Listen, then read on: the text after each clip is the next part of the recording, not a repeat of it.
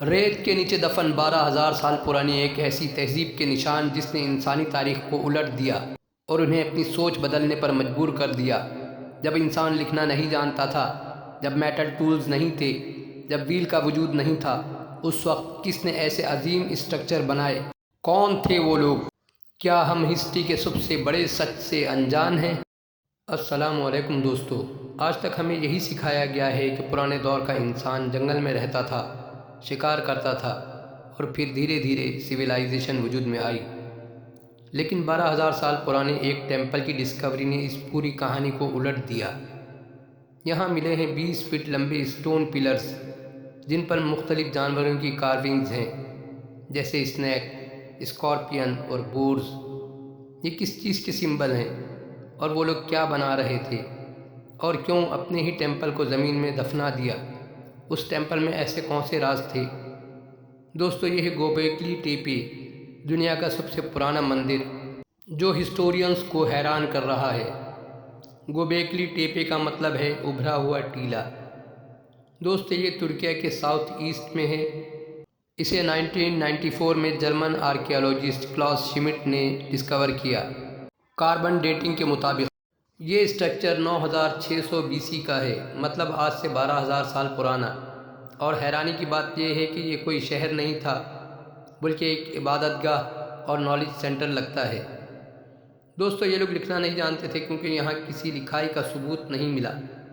Metal tools بھی نہیں تھے کیونکہ کارونگ کے نشان اسٹون ٹولز کے ہیں اور ویل کا اس دور میں وجود ہی نہیں تھا۔ پھر بھی اتنے ہیوی اسٹونز کو کٹنگ کرنا اور انہیں ٹرانسپورٹ کرنا اور ایگزیکٹ پوزیشن میں فٹ کرنا آج بھی مسٹری ہے۔ کچھ ریسرچرز کا ماننا ہے کہ گوبیکلی ٹیپے کے پلرز صرف آرٹ نہیں بلکہ اسٹارز اور کانسٹیلیشن کی طرف اشارہ کرتے ہیں۔ کچھ پلرز سورج اور چاند کی پوزیشن کے ساتھ الائنڈ ہیں اور اسکارپیو، اورین جیسے اسٹار پیٹرنز اور جانوروں کے سمبلز۔ شاید یہ لوگ آسمان کو کتاب کی طرح پڑھتے تھے۔ سوال یہ ہے، کیا یہ صرف کوئنسیڈنس ہے؟ دوستو، انسانی تاریخ بہت زیادہ پرانی ہے جتنی ہمیں بتائی گئی ہے، اور قرآن سے بھی ہمیں پتہ چلا ہے کہ کچھ قومیں علم و ہنر میں بہت آگے تھیں، لیکن اللہ تعالیٰ کی نافرمانی کرنے کی وجہ سے مٹا دی گئیں۔ کچھ اسرائیلی روایات میں حضرت ادریس علیہ السلام کو علم و حکمت اور ستاروں کے علم سے جوڑا جاتا ہے۔ کیا گوبیکلی ٹیپے اسی ابتدائی دور کی ایک جھلک ہو سکتا ہے؟